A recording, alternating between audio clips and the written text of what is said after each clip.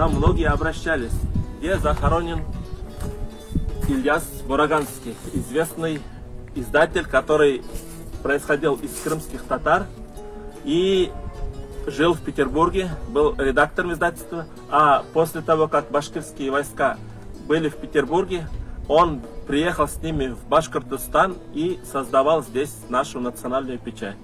И вот сегодня такой исторический момент, вы впервые узнаете, и вот я только что увидел, здесь захоронен İlyas Boraganskiyniñ.